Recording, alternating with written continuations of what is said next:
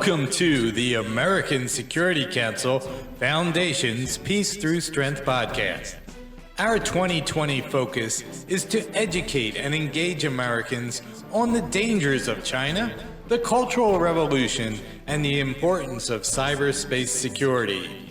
The American Security Council Foundation has a long history of promoting peace through strength. To learn more, please visit our website at www.americansecuritycouncilfoundation.org.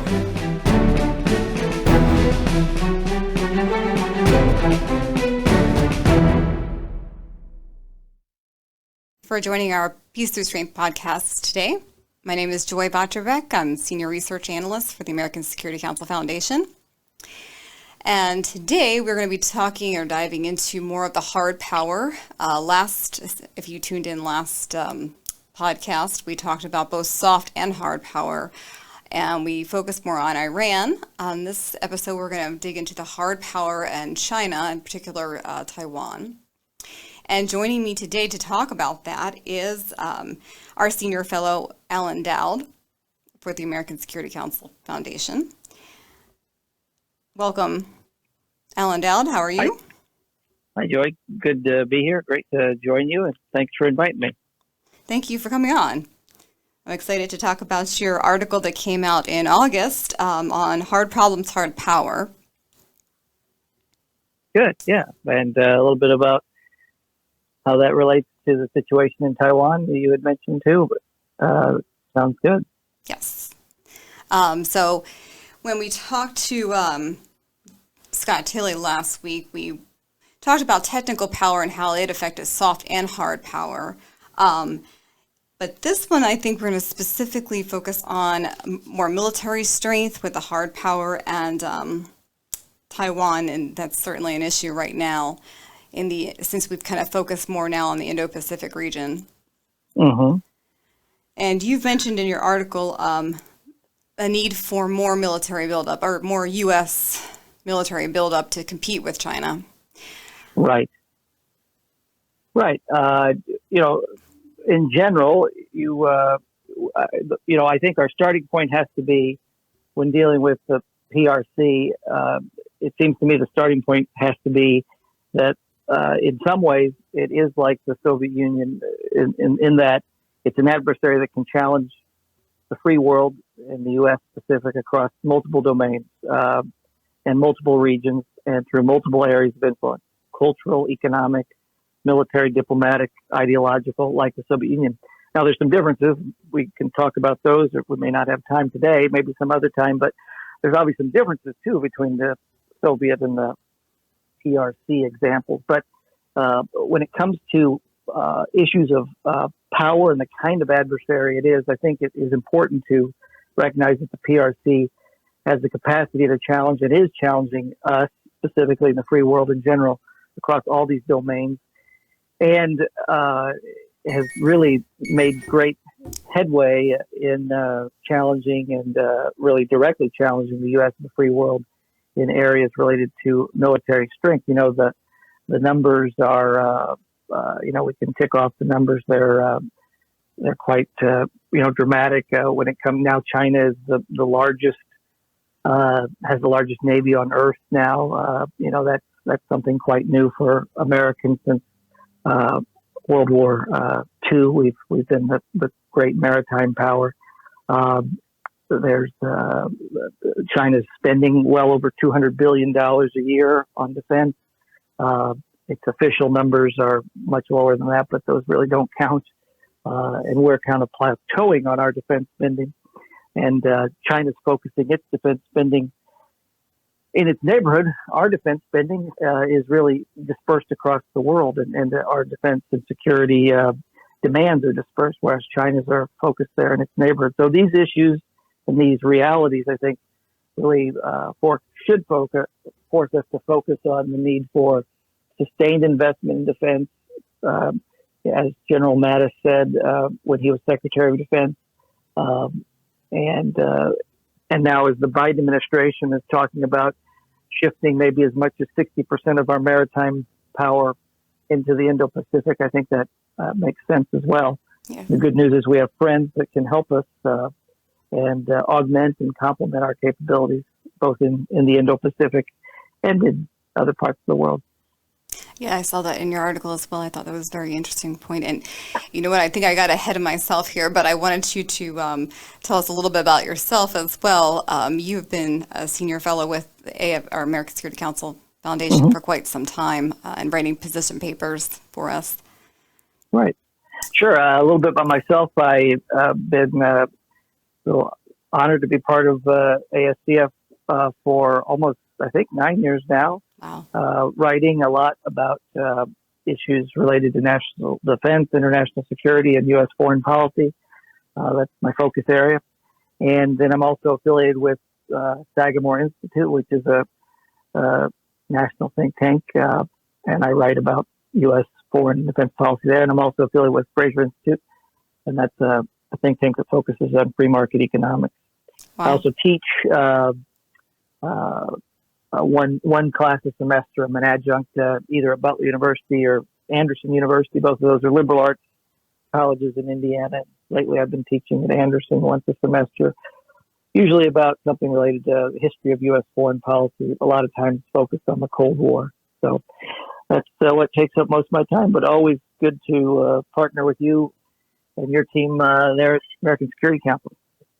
Well, thank you, because you sound like a certainly busy man, so I appreciate your time. And talking about foreign policy, maybe jumping too far into this right now, but the Taiwan Relations Act, I believe in 1979, that was enacted into law. And my first question, I guess, would be, according to that act, we were allowed to start supplying Taiwan with military equipment, such as our Air Force, defensive equipment, naval, and as well as training, from what I understand.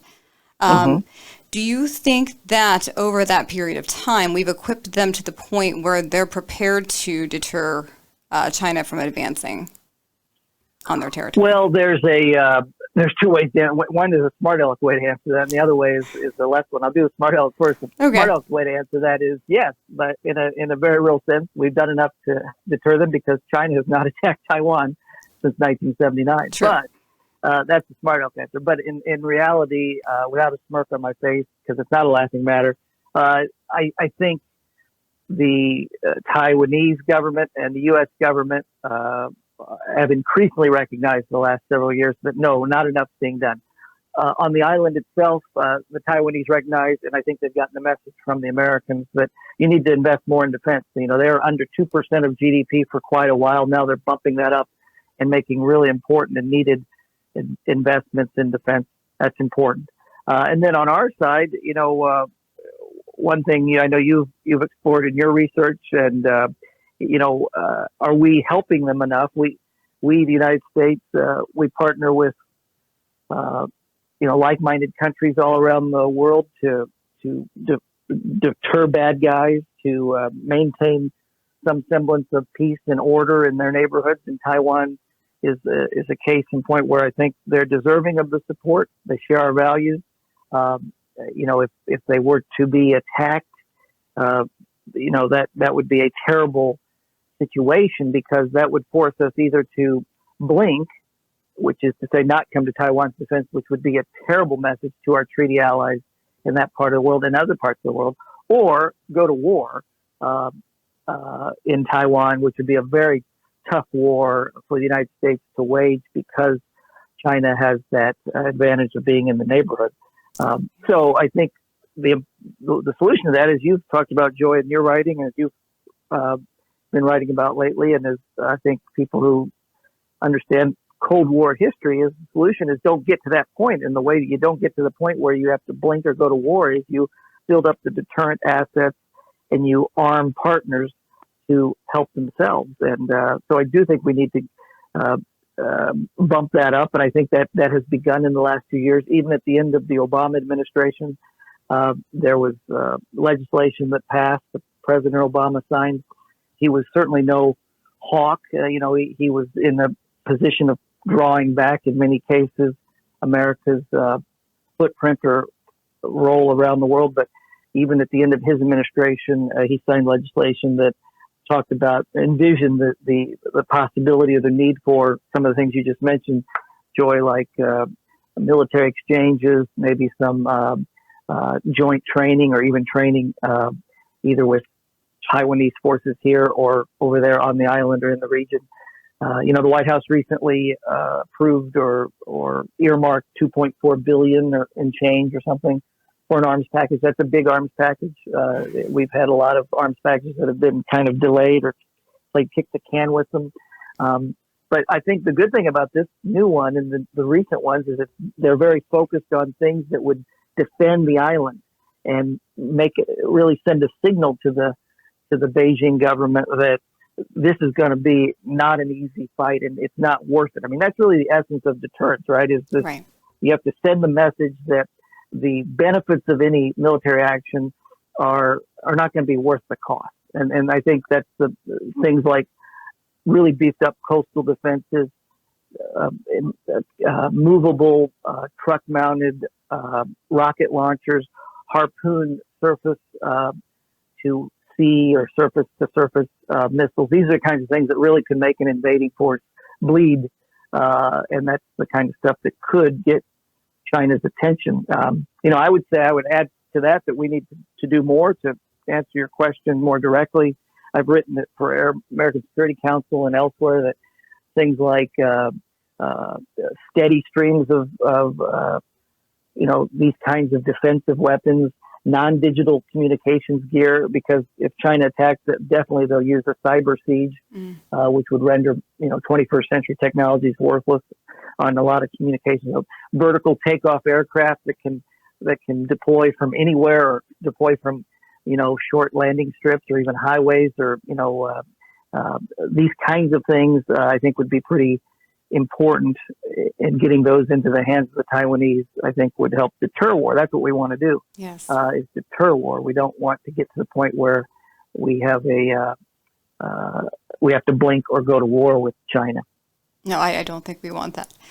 And I think we should do everything to deter that. And I read an interesting article recently that our Marines our troops were training with Taiwanese Marines. And what was interesting about it was they said that they publicly announced this, which they had not done since, I guess, 1979.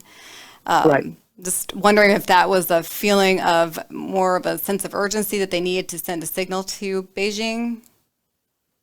I think so, and I think that was savvy of you to point that out or write about that. That these kinds of things happen. The Chinese know it, and basically there's a kind of an unspoken understanding.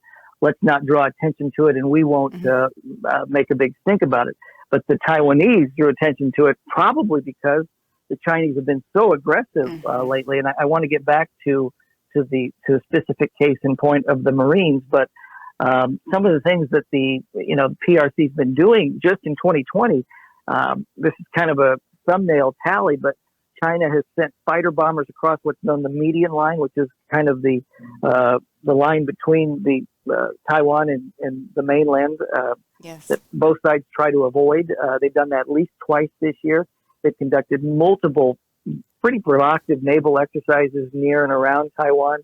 This year, they practiced large-scale amphibious assaults, obviously not on Taiwan, but in the mainland. Those are clearly sending a message to the Taiwanese. Test fired a barrage of missiles in the South China Sea, which basically, in effect, makes it impossible for ships to travel in their very vital sea lanes there. Throughout 2019, going back a year, Beijing interfered in Taiwan's presidential election. With misinformation campaigns, social media, disinformation, the kinds of stuff that we've seen the Russians do elsewhere. In 2018, Chinese bombers circled the island. They circumambulated the island purposely, very menacing to do that. So, point that we can go on and on. There's several things there, but I think the Taiwanese, in a sense, were responding or publicizing this, as you said, about the Marine, and it was, it is something that happens every now and then, but the Marines being on the island, there's a couple other things that have been happening. You want me to talk about those, Joy? Sure, yes, expand on that. This falls into the category of what I call signal sending, and I think it's important. Signals were really critical during the Cold War to keep the peace. Washington and Moscow over the years really became adept at signaling each other, often militarily, sometimes verbally, sometimes it was just a deployment here or a deployment there. But it really did keep the peace, and it really did let the other side know, don't cross this line. You've come far enough. Mm-hmm. And I think we may need to return to learning that fine art of signal sending. But some of the examples, there's a famous incident where President Eisenhower, very early in the Cold War, obviously, he was talking with Khrushchev, person to person, man to man.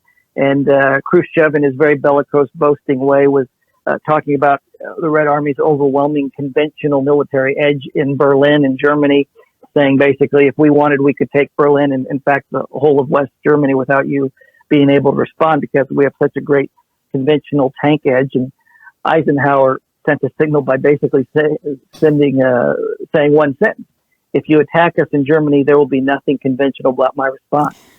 And that was very much clearly saying to Khrushchev, I'll hit you with nuclear weapons if you attack in Germany. And Khrushchev understood those things. There were other examples.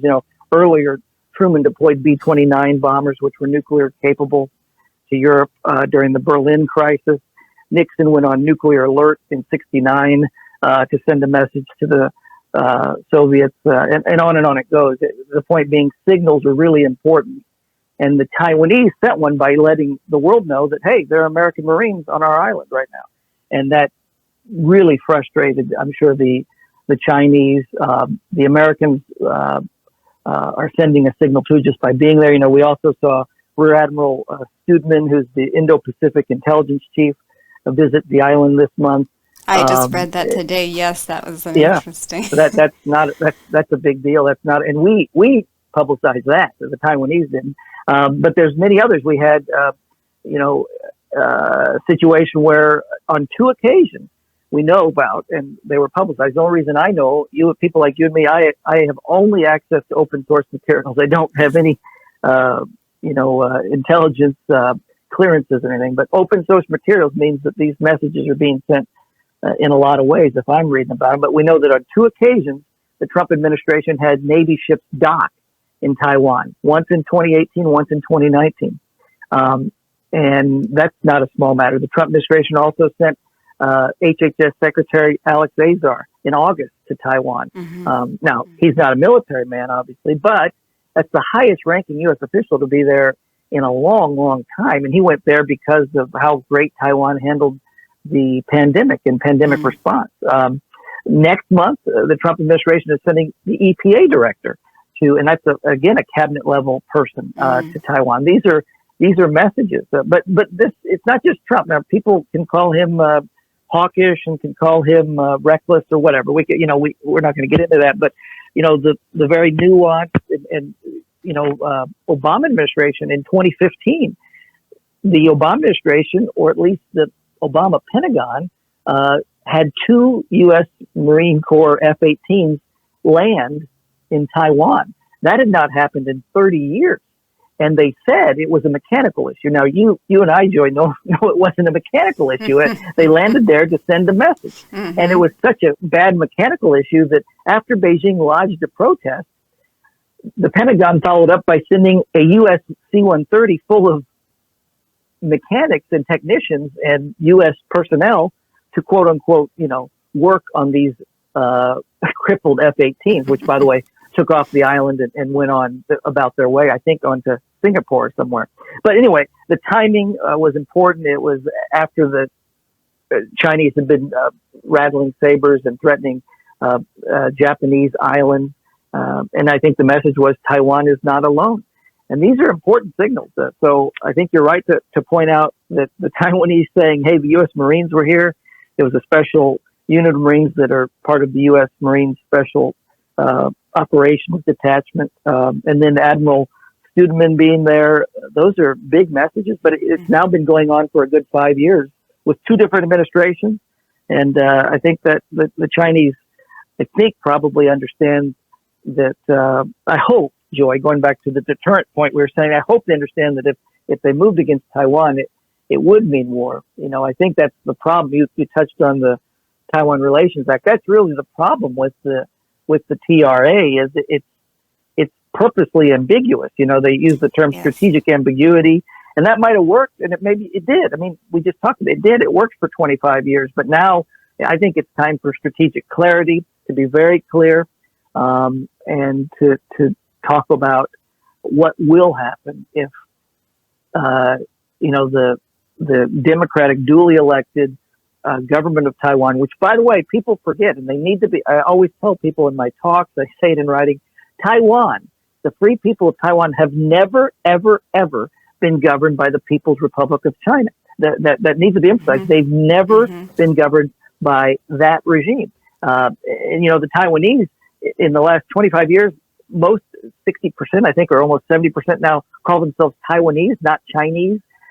They see themselves as a distinct, independent nation. They elected a president and now reelected her.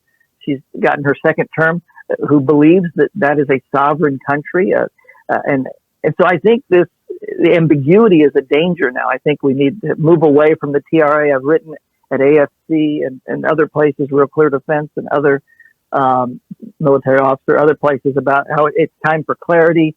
And the good news is there are people thinking that way in Washington. You may have seen this Taiwan Invasion Prevention Act, TIPA. Yes, I have. TIPA, that's got bipartisan support. It's not a law yet. It would be interesting to see if the new administration will support it or not. I don't know. But, it basically says, the United States will secure and protect Taiwan against direct, I'm quoting, armed attack by military forces of the People's Republic of China. That's very different than the language of the TRA, and I think it's an idea whose time has come.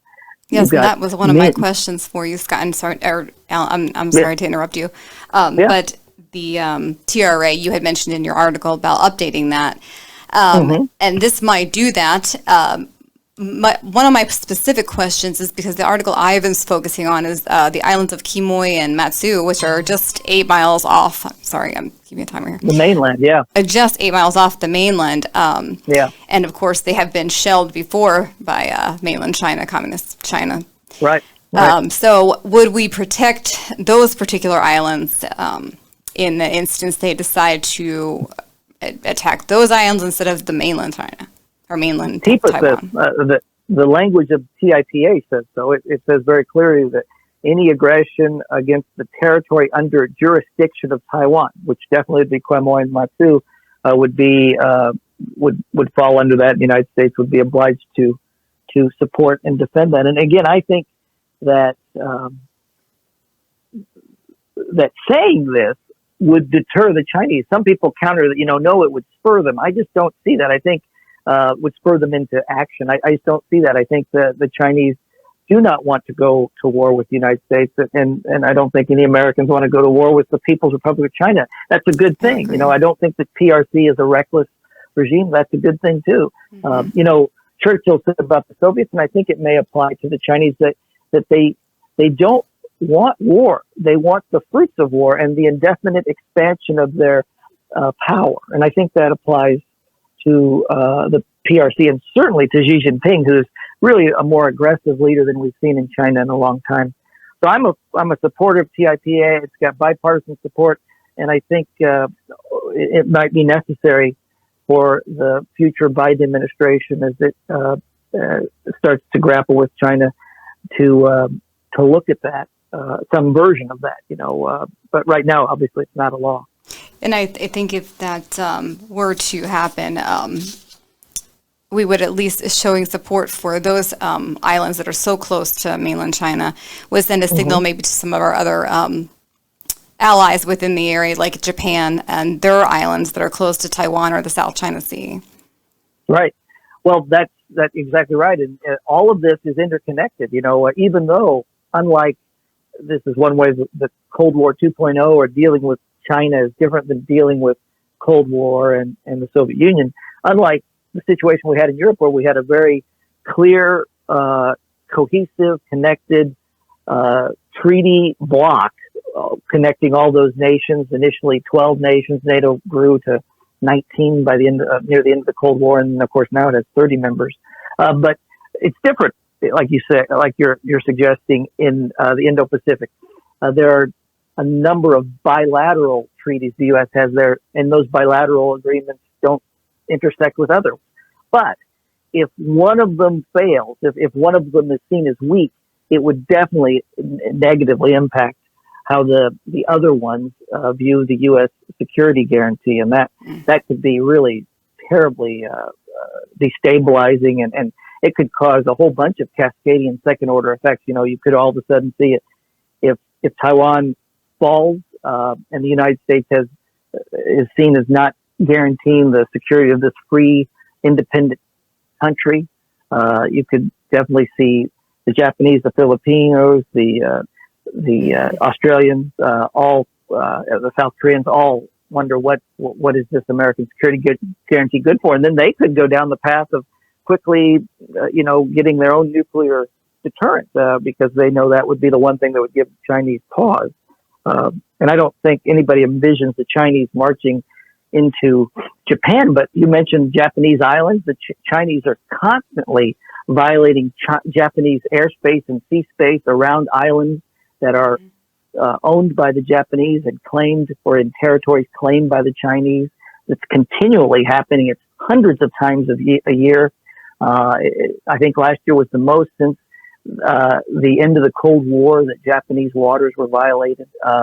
And a lot of those waters, like you mentioned, Joy, have territories on them because Japan has, an archipelago, is an archipelago, for goodness sake, but it has a number of islands sprinkled across the East China Sea. And then, of course, you get down to the Philippines, like you said. All of this would definitely have an effect if Taiwan was seen as not being secure. Yes, I agree. And I was actually writing about that and questioning whether, if we don't show the deterrence or the willingness to defend Taiwan and even the islands of Quemoy and Matsu, what message it would send to the other countries like Japan and their islands as well. Right. It would send a terrible message, and I think it would begin a kind of a cascading effect that would be bad and quite counterproductive for our own security too. But it works in reverse too. If you make a strong statement and a strong commitment to defense of Taiwan, and you back that up with action, reasonable actions, not aggressive actions, open actions that are seen and known by everyone, this could have the effect of solidifying and strengthening and stabilizing those pillars of security, which in Indo-Pacific have been the U.S.-Japan Defense Treaty, the U.S.-ROK, and the ANZUS, Australia, New Zealand. Those are the main pillars. And, of course, the Philippines, too, which we have an even longer history with the Philippines than some of those countries. So I think it could work in reverse if you make a strong statement of defense of Taiwan and Taiwan security. And we really do need to couch it in and remind people that just because China is so good at playing the propaganda game, that the Taiwanese are a free, sovereign people, never been governed or ruled by the People's Republic of China, never been governed or ruled by a communist regime of China, and don't desire war, have never shelled the People's Republic of China territory. It's worked the other way, have never circled their bombers around Beijing. It's worked the other way. This is a country that wants to engage in commerce and does engage in commerce with the mainland and with all other countries that are willing to, and wants to be a prosperous, peaceful member of the family of nations. And circling back a little to what you said before, I was writing about, I actually had written an article a while ago about the Taiwanese now seeing themselves as Taiwanese and not Chinese so much anymore, that they're really into that as their culture. And again, the nuclear deterrence also that you had mentioned, because I was writing about that and going back to Eisenhower, and you're talking about the Cold War, and he also used nuclear deterrence, or strong words, let's say, toward China not to continue their bombing and shelling of the islands on Matsu and Quemoy. And that pretty much worked because brought them to the negotiating table with Taiwan, and that stopped. That's right. And he was had no trouble using what we've heard of the pre-Cold War term was gunboat diplomacy, which Theodore Roosevelt may be the most famous American who used that, and then that's been used by a lot of American presidents before and after TR. But then that was modified for the Cold War age, and it became known as atomic diplomacy. And Ike had no trouble, brandishing the atomic bomb and using that to end basically the Korean War, and then also to prevent a war in between Taiwan and mainland China. So it's that is he was a unique figure, though. Of course, this is the general. He's the most revered and probably in some ways feared, one of the most feared, American generals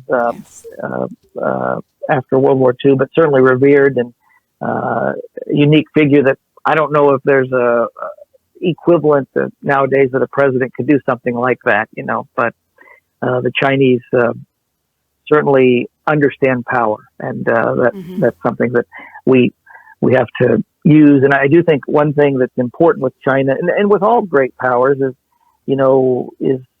to not humiliate them publicly, to give the room for saving face.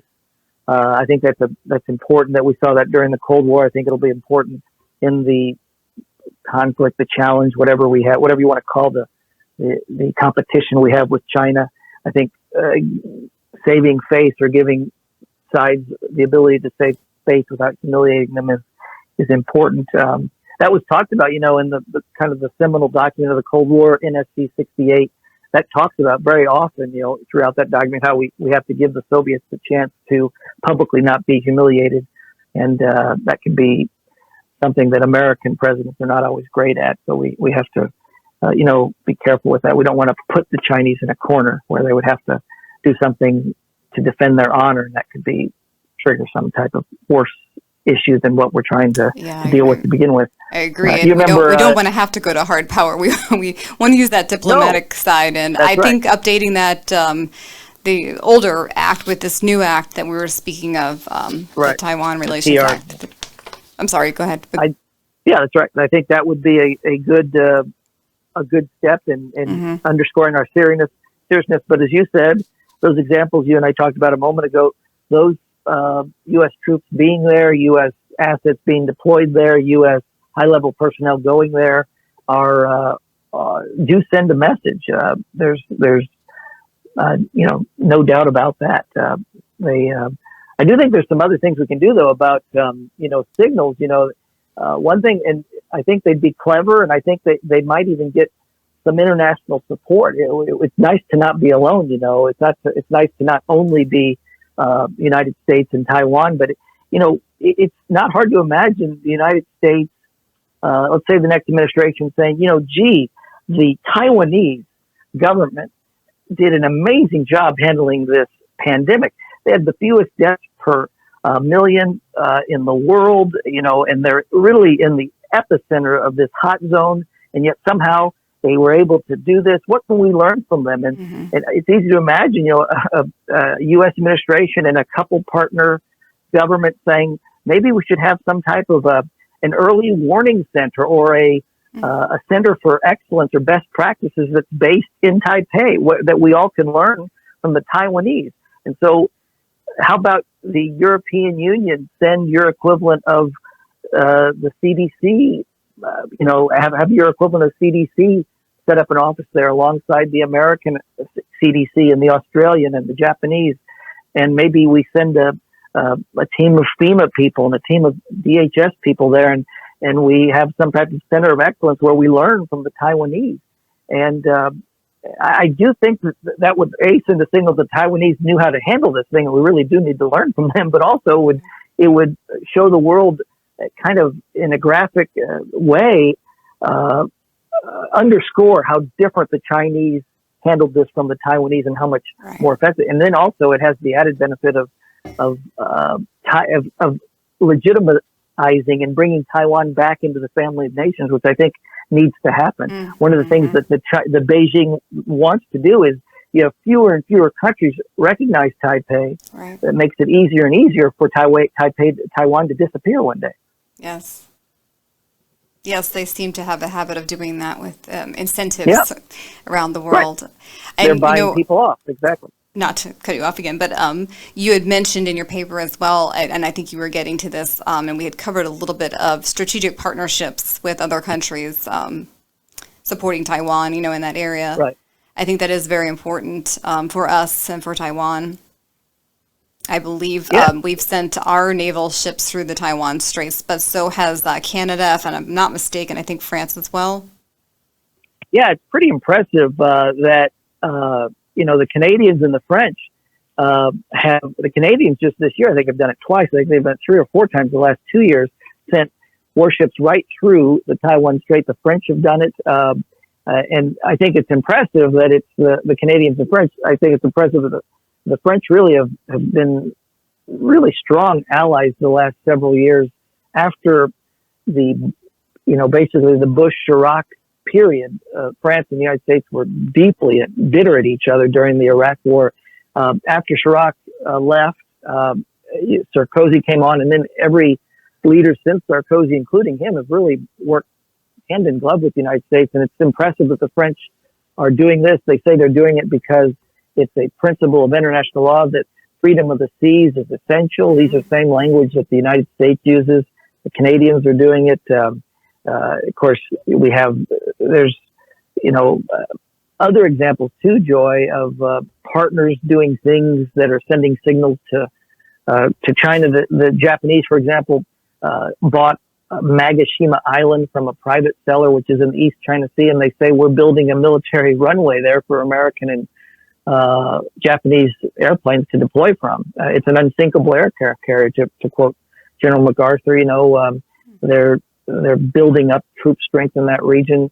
The Australians are increasing defense spending 40% over the next 9 years, doubling their submarine fleet. These are the things that would go out and seek and kill Chinese warships if it came to that.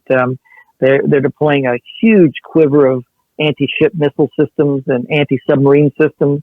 And of course, they are hosting U.S. Marines, F-22s and B-52s for long deployments, extended rotations. Now, Australia is not next door to Taiwan, let's be honest, but it's a lot closer to the neighborhood than San Diego is, I or believe Hawaii. we did some recent training with the Australians as well there in the Indo-Pacific area. That's right. You're as not surprisingly, you're up to speed on that. The Australians, the Japanese, the Americans, and the Indian navies all joined together for the first time in 13 or 15 years for the exercise known as Malabar.